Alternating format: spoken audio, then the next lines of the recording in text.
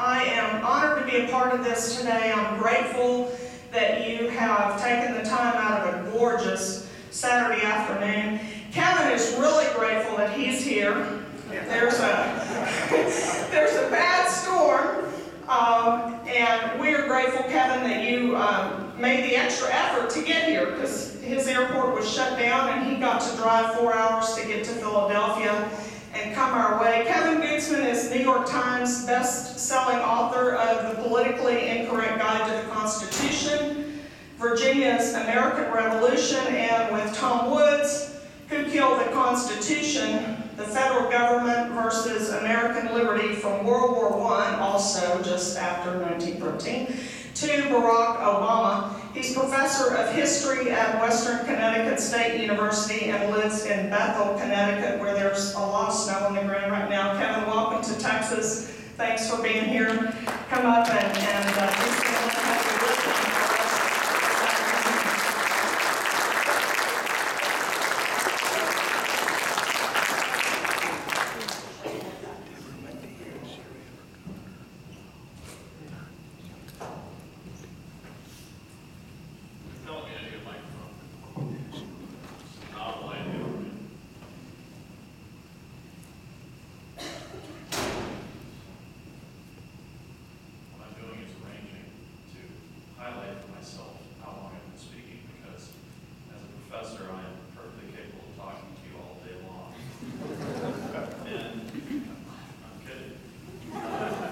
So I have a watch right here. I have my stop time right here. I'm not going to bend your ear forever here.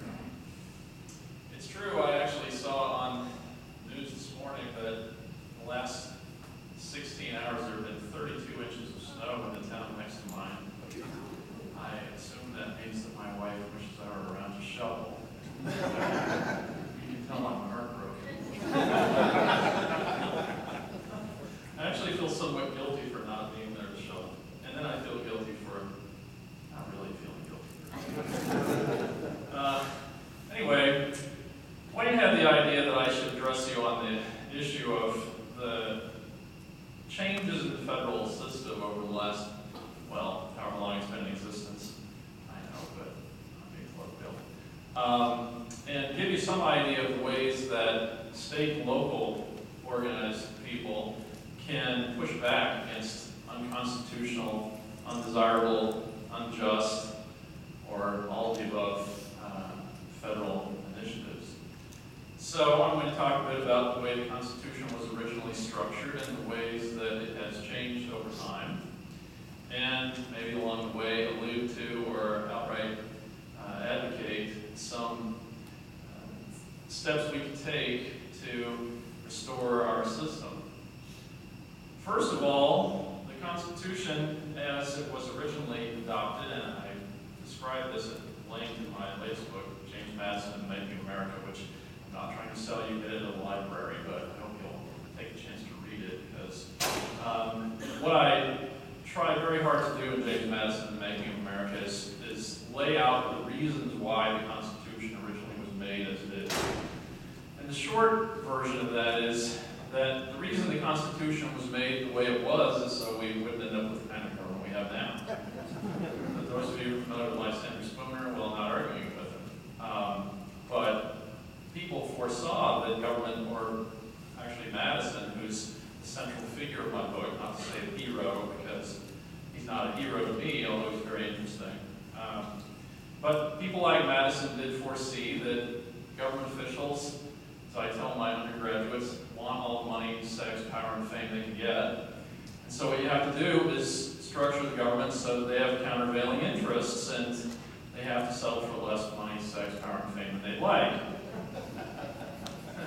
You're laughing because you don't think that's worked out so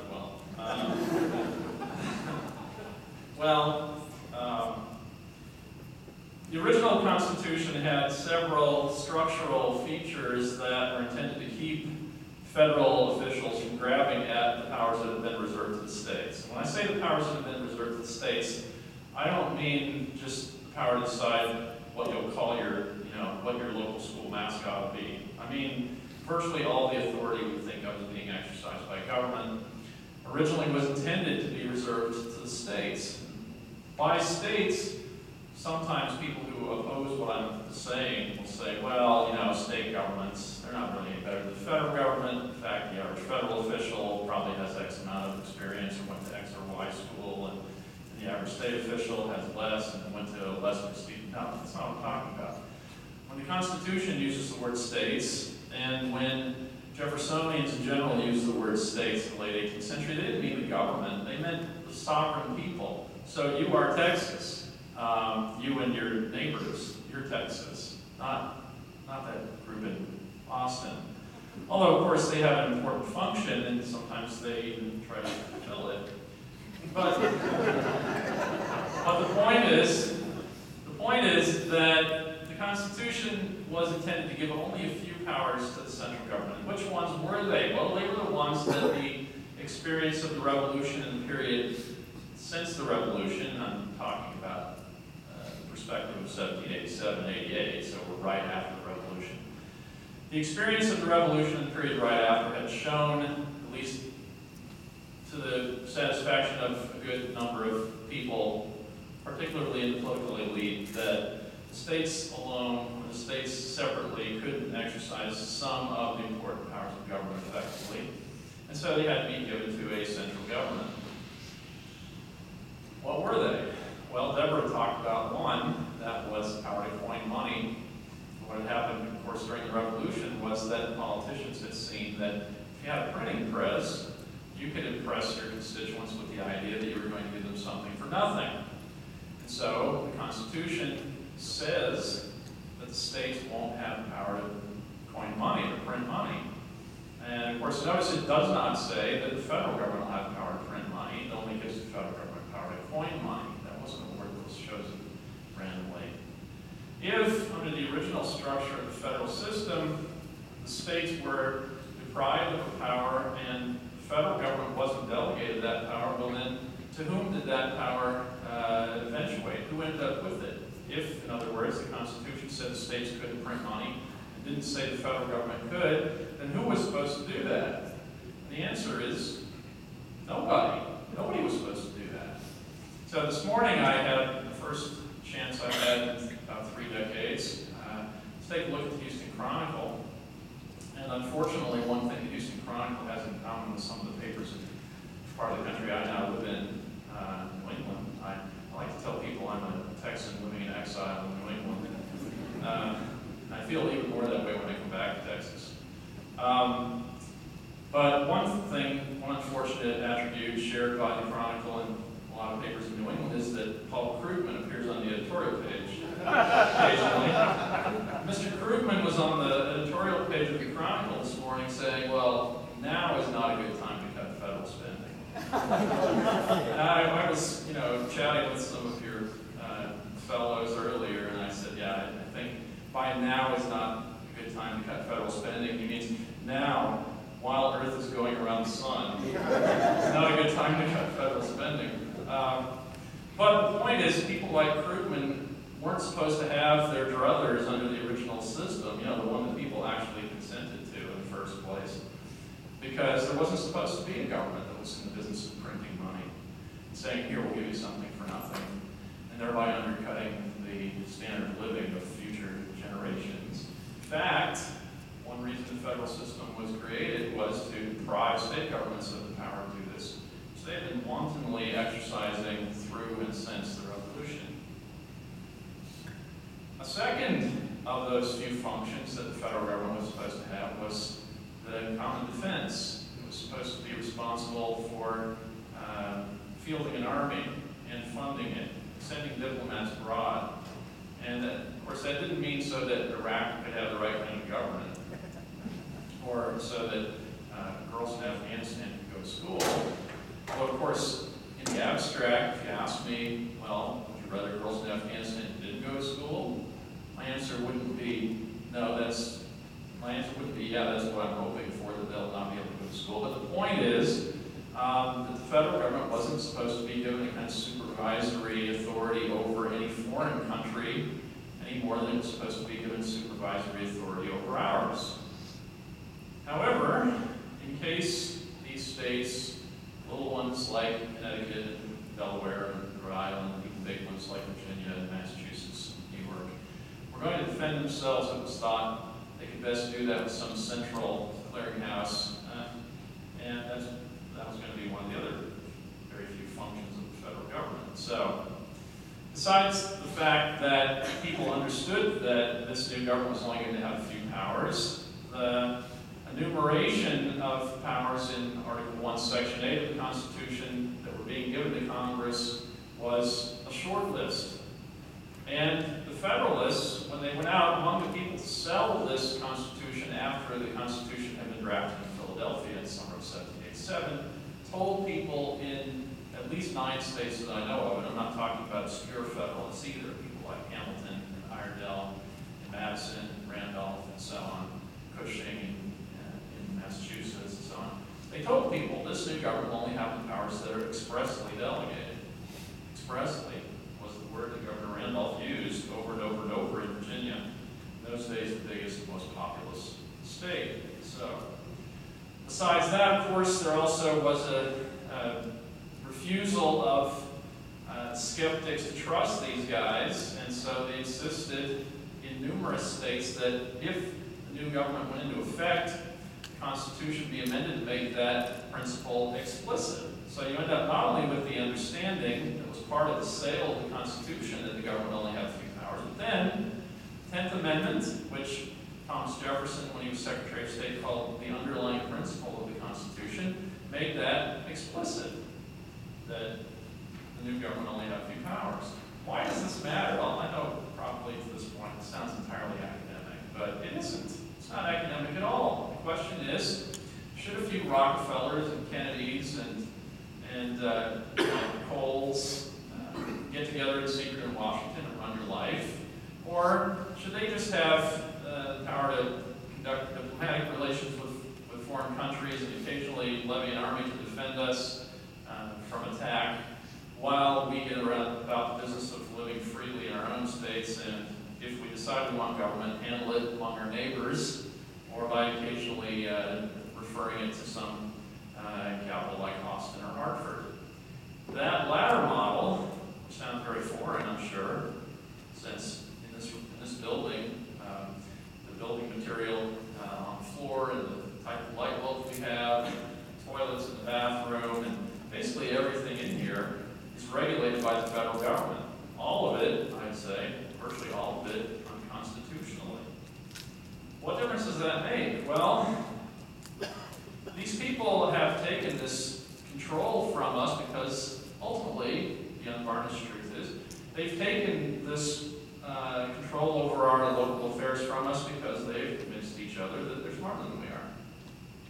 They know more about what kind of light bulb we should have in the ceiling than we do. And so they're going to mandate it.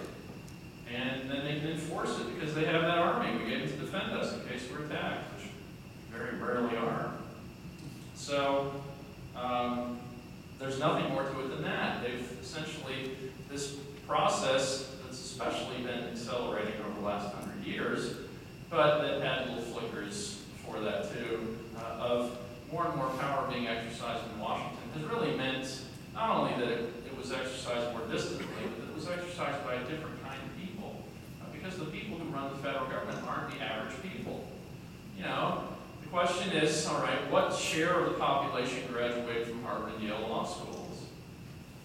And then that's a minute share of the U.S. population. What share of the U.S. Supreme Court graduated from Harvard and Yale law schools? And the answer is 100%. Right? So if you transfer important questions or even trivial questions of government from local people to the one in Washington, what you're doing is moving those questions not only from us here to have a conversation about in this room, but from people like us to a select few, self-selected few, really, to decide among themselves without any reference to us. And again, all on the basis of their certainty that they're smarter than we are, right? That really is the bottom line reason they think they're smarter than we are. There's nothing more to it than that.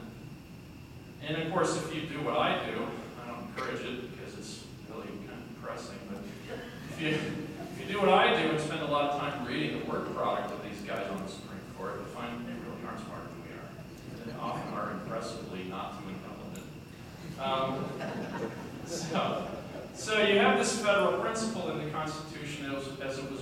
structured, and then it was sold to the people, and it was understood in the first several generations that lived under it.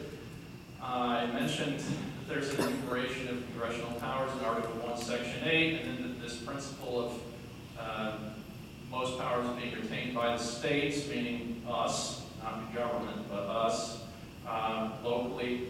You have this idea in the federal Constitution, but there are other aspects of the original federal system that were intended to leave control over the federal government in us to exercise either locally or through our state legislatures, some of which we overlook. And of course, the most obvious one is the principle of elections, which to a growing degree, over the last 50 years, Congress structures and the federal Supreme Court structures in such a way as to yield the kind of results they want. I mean, they pass laws telling us how we're to draw the districts so that the elections produce particular types of people. And these mandates all, and I don't mean just ethnic groups, although of course they do that. And the way they come to these conclusions about what ethnic groups they want the elections to produce are all based on political calculations, which kind of product would favor my party, my interests, my donors, and so on. They do this always under some kind of morally neutral sounding label or positive sounding slogan, but you should never assume that what you're being told by the politicians is what they're really about. And I had explained to me, traveling from your nice local airport here, that one of the local state reps spent $1 million on an election campaign. Well, why would anybody spend that kind of money on an election campaign? And the answer has to be, well, because there's money waiting for the winner. There's money waiting for people who are involved in these positions. I know in my own state, recently, we had what I think, and I'm an Army brat, so I've lived in 12 different states. Still, Texas is the one I've lived in the longest, but I've lived in 12 different states. And this past federal election cycle we had, what in my experience was the worst, the most insipid, fatuous, lowbrow U.S. Senate campaign I've ever seen. It was low on one side and just dumber on the other. Finally, one of those people was elected to be our U.S. Senator, so there's our gift to you. Chris Dodd's gone, but we gave you this guy, so good for us. But the interesting thing about it, in the context of what I've been talking about, is that because this Murphy fellow ceased to be my U.S. representative, he had to be replaced by somebody. By whom was he replaced? Well, a woman named Elizabeth Esty. Who is she? Well, her husband is the state insurance commissioner. Now you might think, state insurance commissioner, big deal. This is Connecticut, right? So, insurance commissioner. So what happens is that the husband becomes the insurance commissioner, and next thing you know, the wife becomes the new congresswoman from my district. It's not surprising. And who gave her most of her campaign donations? Well, people in the insurance industry. So you thought getting rid of Dodd meant no more sweetheart deals for banks to senators. Yeah, right. But keep your eye on the insurance industry now. It's not the banks. It's going to be those people. What does this have to do with the federal system? Well, again, what it has to do with this, they go to Washington, they get in a room, and they realize, we're definitely smarter than those people back home. And that's why people like us should decide what kind of toilet they have, or how much water should come out of the shower head, right? Because surely you and I can't decide how much water should come out of the shower head. One fellow that I find kind of entertaining in the U.S. Congress, one of the few people in the U.S. Congress today, whoever says anything I can wholeheartedly endorse, is a new U.S. Senator from Kentucky named Rand Paul. Paul recently had before his committee a bureaucrat who was responsible for this edict about toilets. And you might think that he would do kind of what the other people on the committee were doing, which was kind of glad-handing. You know, you've had a fabulous career, I can't wait to vote for you. And when it came to Senator Paul's turn to ask questions, he said, what makes you think you know more about my toilet than I do? How dumb do I look? And he went into like a 15-minute rant about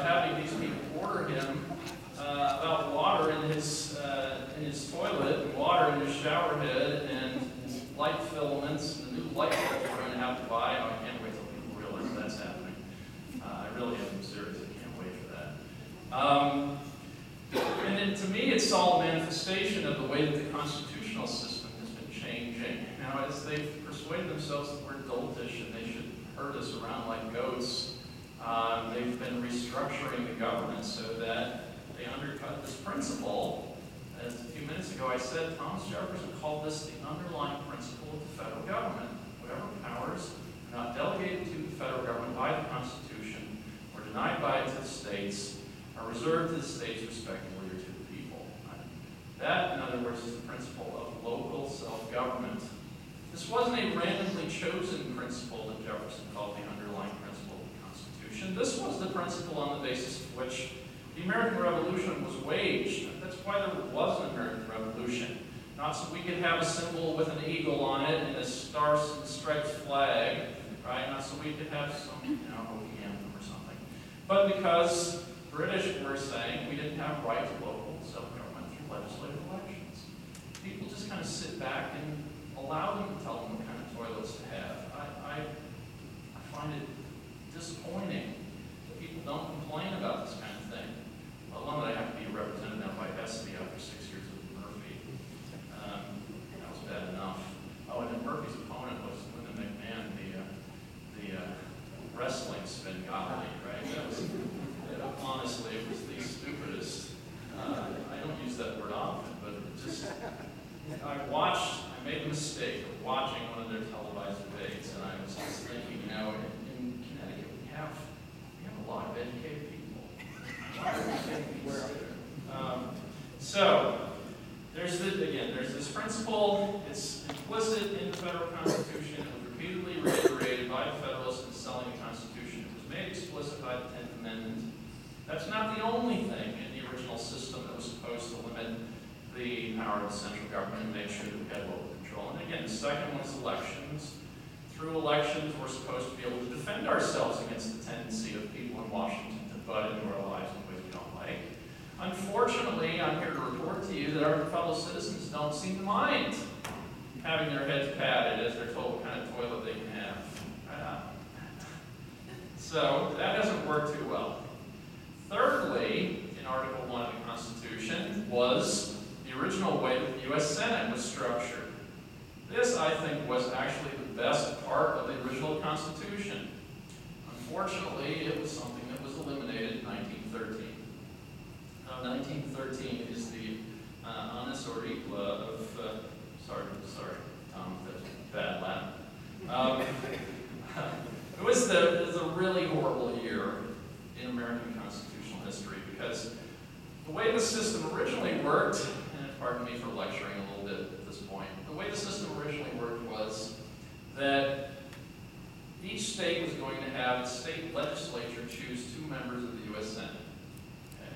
And each of those people would serve a 6-year term and ultimately be replaced after 6 years. On what ground would they be replaced? Well, they would be booted out if they didn't observe that principle, that most power had been reserved to the states. Why can we be sanguine that they would be booted out on that basis? Well, because the state legislators were going to be the ones electing them. So if you as a senator voted to exercise power that was supposed to be in the state legislature, next time the state legislature had to decide whether you should be a senator, the answer was going to be no. That worked very well. And how do we know that it worked very well? We know that it worked well because people who sold us the 17th Amendment, giving us our current system, said, well, this is not democratic enough. What tends to happen is we end up with a small group of people in the legislature choosing a senator. Yeah, that's the way the system was supposed to work. It wasn't democratic, no, not in the sense that the people at large were electing the senators, but it was more democratic than our current system in the sense that it worked to maintain the control of people at the local level over virtually all questions of self-governance that was supposed to be part of the federal system.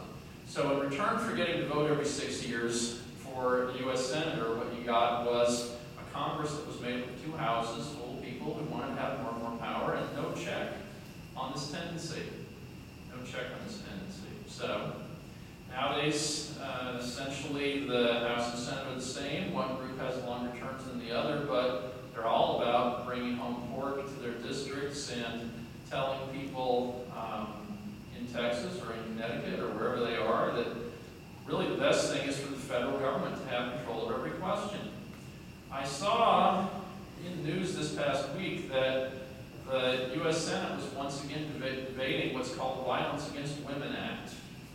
This is the act that was adopted in the 1990s that included a provision establishing a federal civil cause of action for rape.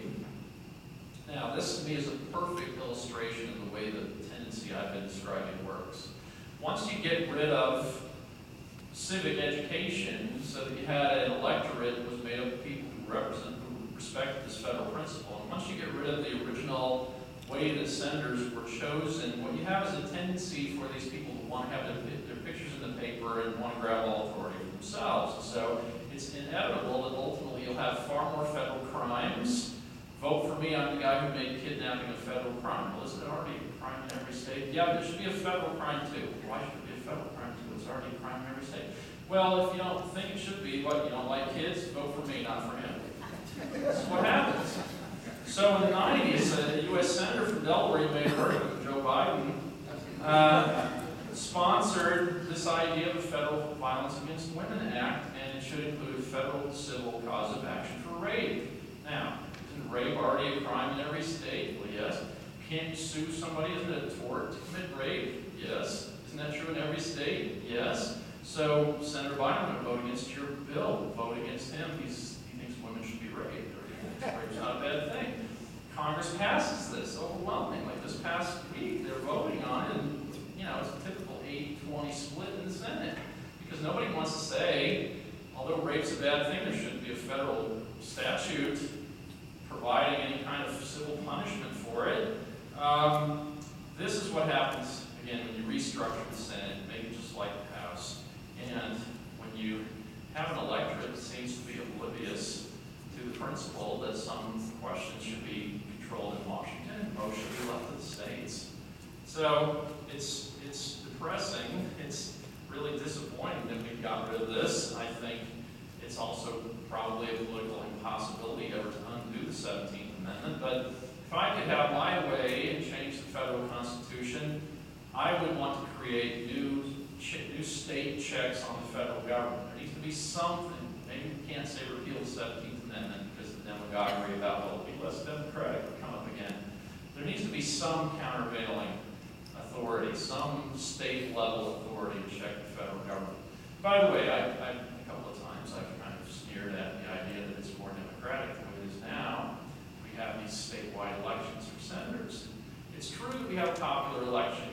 Each time your state's U.S. senator comes up, you have a popular election.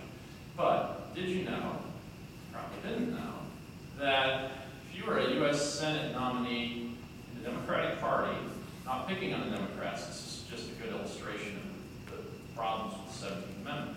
If you're a U.S. Senate nominee from the Democratic Party, no matter what state you're from, your fundraising effort begins in one zip code in California and two in Manhattan.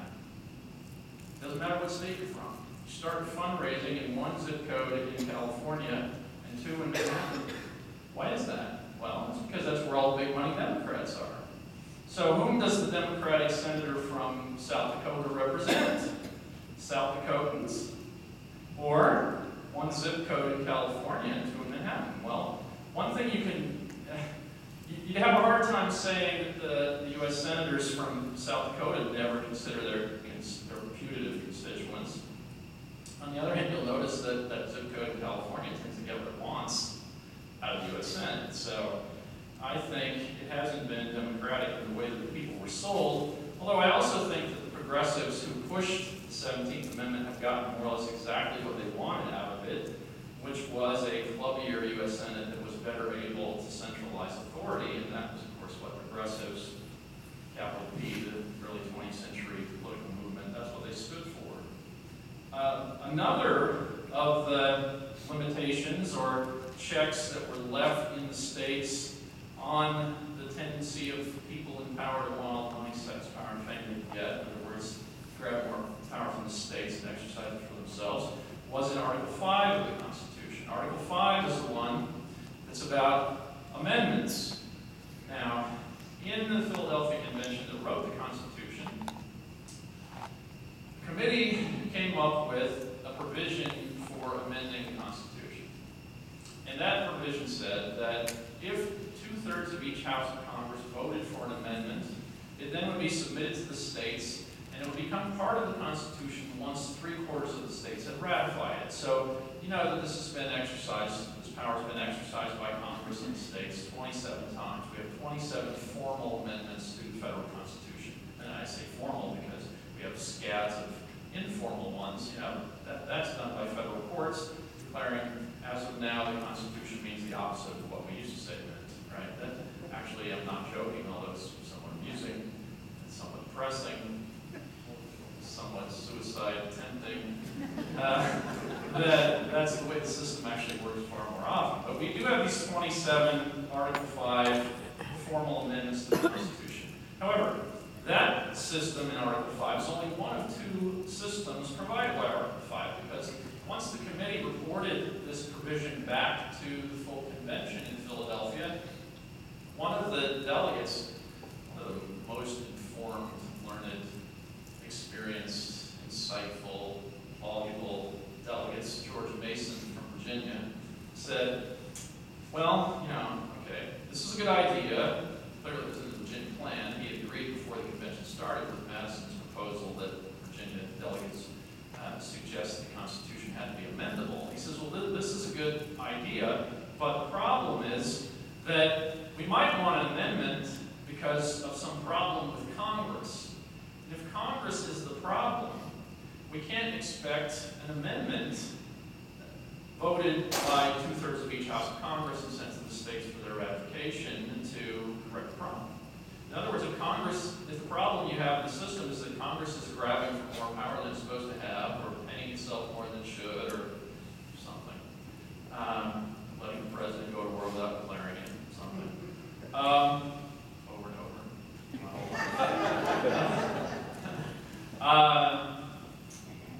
Bankrupting the country. I don't know. It's offensive. If the problem is in Congress, you can't expect Congress to initiate an actual solution. So Mason said, what we need to have is an alternative that would not implicate the Congress. We need to have one that could be initiated by someone else. And of course, it may have leaned from what I've been saying before. Mason thought the obvious place to have this initiative start would be the states. States are the ones who are going to be most concerned to limit the power of the federal government, so really what we need is a process that allows the states to initiate an amendment process. What ultimately came of that was that Article 5 also includes a second way of amending the Constitution formally that's never been used, and that's one that says that if 2/3 of states call for it, Congress will announce that there will be an amendment convention, just like the one that wrote the Constitution, where amendments can be taken up. Now, of course, there's been a lot of talk of this idea of an amendment convention. What a lot of the talk has overlooked is that the Federalists, in explaining how the Constitution would work, told people, if we had this kind of amendment convention, the matters could be taken up by the convention and the procedures that would follow would already have been laid out by the states. So, in other words, some people say, well, amendment convention is a bad idea. It could be a runaway convention. It would say, you know, Gutzman's going to be king, nobody gets freedom of speech. It just came to mind. But no, actually, it could not work that way because it would follow the procedures that the states had already laid out and only take up the questions they had charged it to take up. So unless they said, we want you to meet next July the 2nd in Omaha and take up the question of Gutzman for king, then the convention couldn't do that. It seems to me that actually at the moment, the overriding, the looming issue in American politics is a congressional abuse. It's the bottomless borrowing appetite of people like Murphy. And so we need to have an amendment convention. Actually, I favor one that's described, I favor a procedure for doing this that's described at the website compactforamerica.org. If you're like me and think that the world's going to end or something similar economically, I encourage you to go to that website and take a look, compactforamerica.org. It's a very interesting notion. But the point is, the reason for inclusion of this proceeding, of this mode of proceeding in Article 5 was precisely to ensure that the states retain control over everything Congress did, over everything the federal government did. that in case there were any kind of abuse by the federal government, the states would have control of initiating an amendment proceeding, and then, of course, ratifying the proposed amendment. Notice the federal government has nothing to do with that. So what the second Article 5 provision says is that 2/3 of the states can call a convention, they take up an amendment, they vote it up. If they do, when 3/4 of the states ratify, it becomes part of the Constitution. The other two provisions of the federal Constitution that have to do with limiting the power of the federal government are in the amendments themselves. The first one is the Second Amendment. Now, there's been a lot of talk in recent days. A liberal law professor, I guess that's somewhat redundant, but it's actually so redundant. In fact, when I was at UT Law in the late 80s, I graduated from there in 90. They used to have votes in the faculty, and the vote would be like 40-1, 42-1, 44-1. Leo Bralia would vote no, and all the other guys women would vote yes. That's how slanted the department was. And the only thing unusual about UT Law in that sense is that there was one. And most of Yale Law School, Harvard, there's not one. So anyway, in recent weeks, there has been talk from a liberal legal academic about the Second Amendment. Right? Apparently there's a lot of buzz among liberals these days that since President Obama was elected, people have been buying a lot of guns and storing up weaponry and munitions and so on. And well, this is all about slavery, this guy says, right? The reason for the Second Amendment was to defend slavery. Now, usually when you read law professors talking about history, you end up with a choice, right? Either this person is a liar or he's a quack. In fact, I'd say the proportion of legal history books written by law professors that I think are quackery, I'm not using that term loosely, that really have no relation to the discussion of the Constitution that the people who wrote it had when they were ratifying it. It's got to be 19-1. And the 1 would be, the share of people who actually have some idea what they're talking about. The Second Amendment was not about protecting slavery. And the reason for the Second Amendment was to ensure that local people would continue to have what they had always had before in colonial days, during the Revolution, since the Revolution, of defending themselves. In the first place, they'd exercised this right against Indians in the colonial period, and then ultimately they'd exercised it against George III, and here the people who wrote the Constitution and the people who ratified it and then the people who adopted the Second Amendment were concerned that the federal government might have overweening ambitions too, and so they needed to be able to protect themselves from that. George Mason, for example, again, said one of the great advantages that the Americans have when it comes to Republican government is that every man is armed. He wasn't exaggerating. In Virginia, the militia law of the 17th and 18th centuries literally required every able-bodied man of military age, which meant 18 to 45. If you were 18 to 45, you were male and you were free in Virginia in 1790. You had to go once a month, participate in a muster, and you had to bring your own weapon. Notice that implies you had to own a weapon. Right? You were required by law to own a weapon. If you showed up without one, you could be fined. So, what was the point of it? Well, there was a lot of talk, including even among notable nationalist federalists like Madison and Hamilton, but also among other people like Mason, Jefferson, and so on. There was a lot of talk about the idea that, well, one reason we don't have to be worried about the possibility that this new federal government will be able to oppress us with this power we're giving it to raise an army is that all the able-bodied men in America are organized into militias and they're all armed. So however big, and Madison actually at one point calculates, all right, say we have a 25,000 man army, and we want to invade Virginia, how many armed Virginians are there? A lot more than 25,000, right? Not a problem. That was part of the basis of the sale. So this was seen by people at the time as a significant necessity because you couldn't trust a government that had never existed. And think about it, we're only 5 years, when Virginia ratified the Constitution, and about within 2 weeks of there, when the 9th state ratified the Constitution, which meant it was going to take effect, they were only 5 years from the Revolution. They were only 5 years away from having the king they had all been pledging their loyalty to their whole lives, trying trying to take away all their rights and rule them in all cases whatsoever. So people thought this is just the way politicians acted. Of course, now we know politicians are really dumb. They're totally selfless. They don't have that. But in the late 18th century, people tended to follow David Hume's admonition that you should assume that there be bad behavior from politicians. In fact, Hume said, generally in interpersonal relations, you don't want to assume that the other person is always bad. But when it comes to politicians, he said, we should have the contrary supposition. Why? He says, well, it's safer. It's safer. So in other words, you're not going to make friends if you're always suspicious of everybody. But you're going to end up unfree if you're not suspicious of politicians. That was the general outlook of Americans who made the revolution. That's why they made it. They didn't make it because they were worried about a few cents on the pound for tea, or because they thought paying 2 pistoles for 50 acres of land was a really bad deal, or that kind of thing.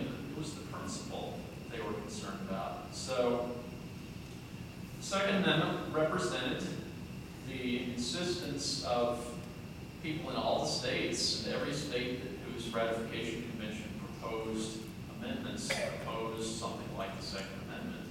It was their insistence that although we're giving you this power, you do central government, because there's some things we as individual states can't handle for ourselves. Rhode Island can't protect itself against the British. Georgia can't protect itself against the Spanish. So we need to have a central government to do that thing at least. But although that's true, we don't trust you people anyway, and I still have my flintlock right here in my hand. Okay.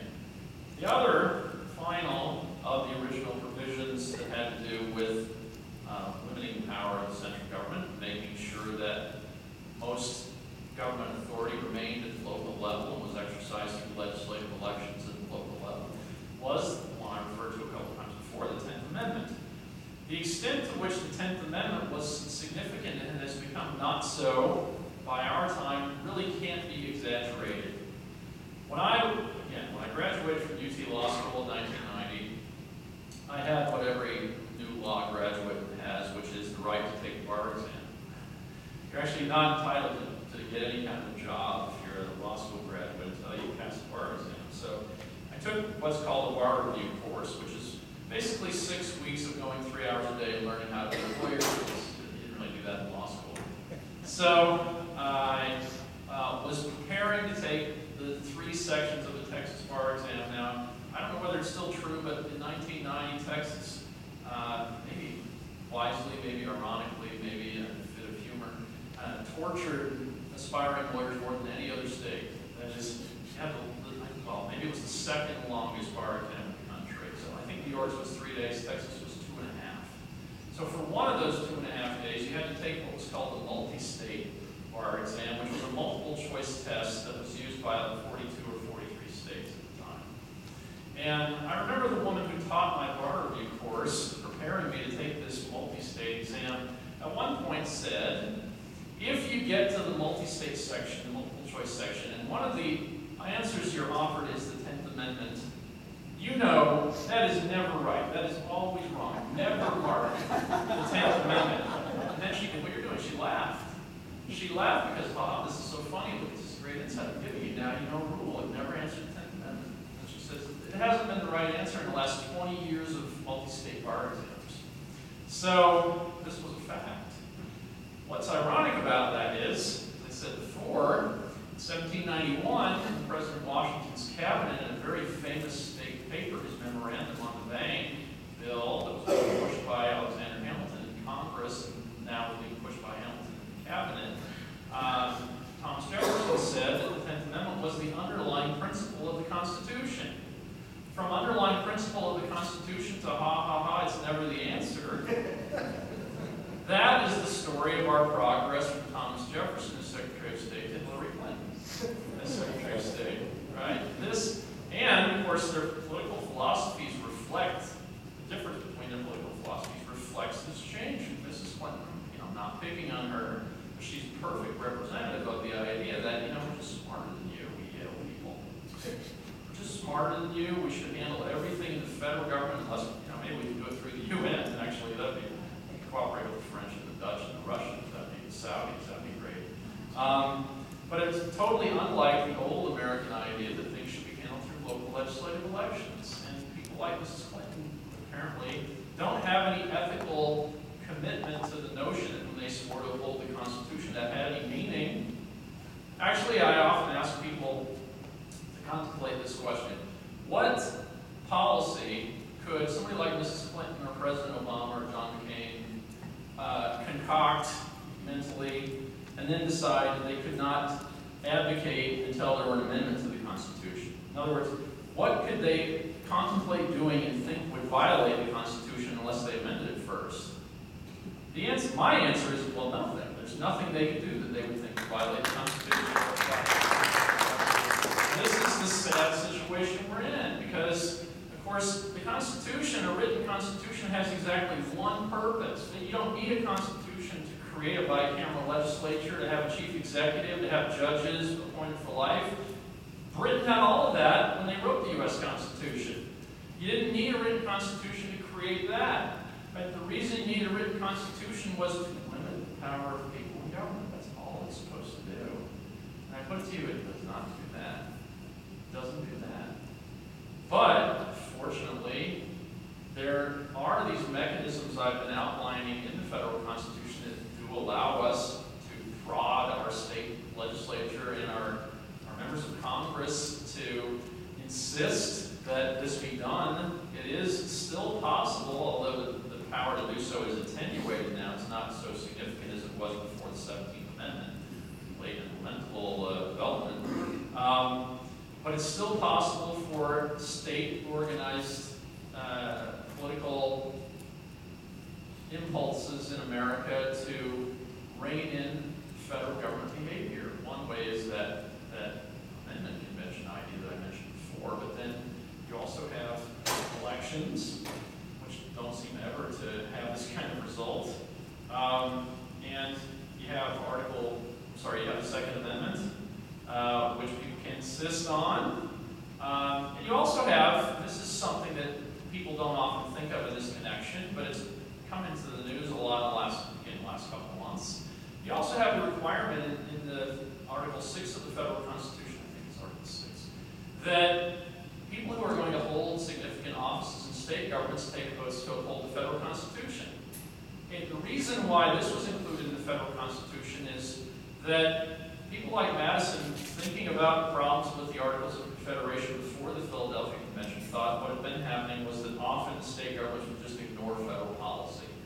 And so they thought, well, okay, we should say that the federal policy over these few questions we're going to give the federal government control of is going to be the paramount law, and we're going to make the Constitution the supreme law of the land, and then we'll require you, if you're going to be a state legislator or a governor or a sheriff or whatever, we'll require you to swear that you're going to uphold it.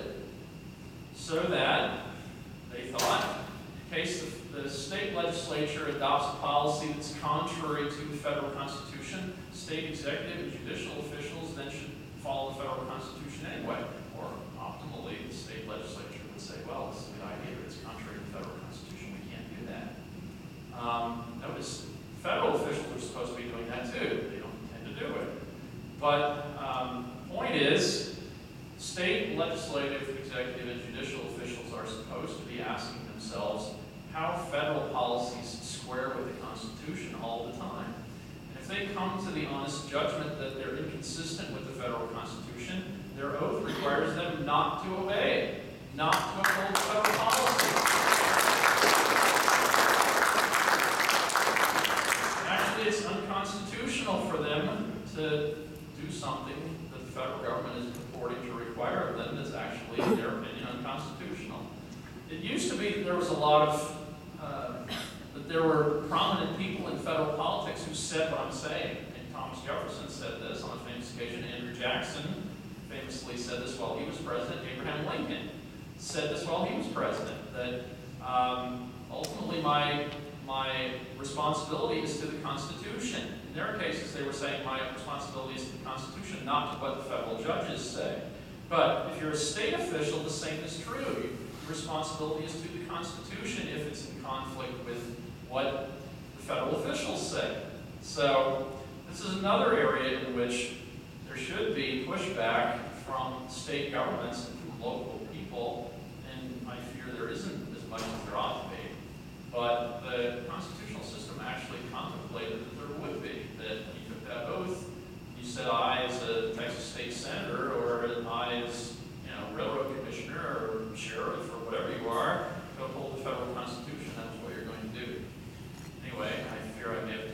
patience, so I thank you for your patience. And with that, bid you adieu. Actually, I understand we're going to have a Q&A session after Tom speaks, so I will be returning to